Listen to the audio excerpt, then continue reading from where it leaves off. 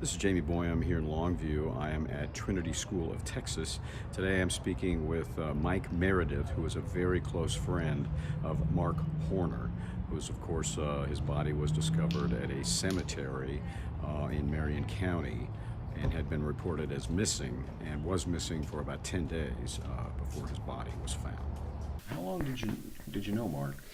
I've known Mark about 25 years. Okay. In that 25 years, I would consider him my best friend, and he's also been my pastor that entire time. What church? Different churches, all Longview, but the last 12 or so years, Hope Community Church in Longview. Okay, all right.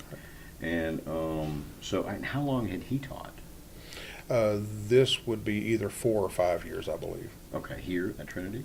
2 at Trinity and 2 or 3 at other private schools in the area. Okay, all right. So he hadn't been teaching long. No. Wow. Okay.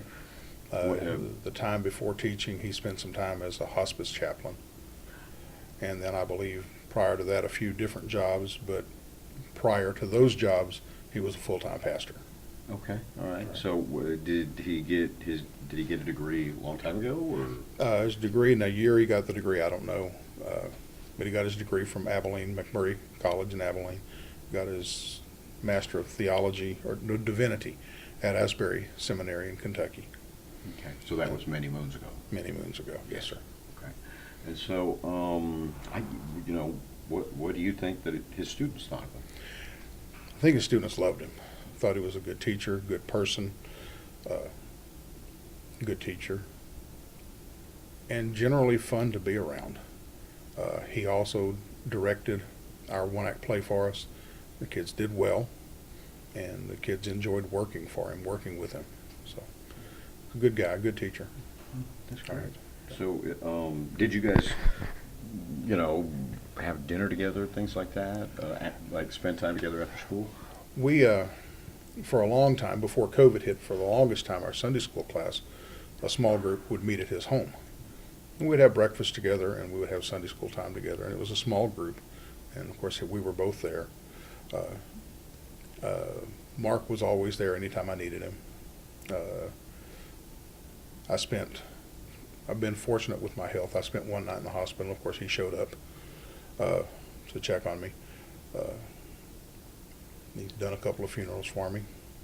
Been there at my side during some pretty tough times. And I'm hoping I can do the same for his family right now. Yeah. I mean, a kind of dumb question, but how are they holding up? As good as can be expected, I think, is the right answer right now. So I only see them when they put on their brave face and they know I'm coming. I don't see their vulnerable moments, but they're hurt, as they should be. But they'll be okay. They're strong people. It's a good family. So how's the school handling it? The school has brought in, we have a counselor on board. We brought in, of course, we're a church-affiliated school. And so the Trinity School of Texas is associated or affiliated with the Trinity Episcopal Church. The church has 2 ministers that have been there for the kids and have agreed to bring in additional help if we need to. So the ministers at the church have been wonderful, reaching out and trying to help the kids. Anyway, so that's been good. It's when did you first meet him? I guess as a pastor? As a pastor, a lady I was seeing invited me to go to church with her. And so I said, okay. So I went to church, and he was the pastor. So that was my first introduction to him. And enjoyed that service. Enjoyed listening to him preach. And I also enjoyed ribbing him a little bit every now and then. I remember one particular sermon at the end of the day at church. I talked to him privately. I said, I've heard you do better, but you pulled it together at the end. So it was a sermon on Enoch. It's an Old Testament character. And so it became a running joke. We would compare his sermons to how's this one compared to Enoch? So anyway, and one of my favorite times with him at a church that he was the pastor and I attended, we would prepare cinnamon rolls at home and bring them to the church to bake in the church's kitchen.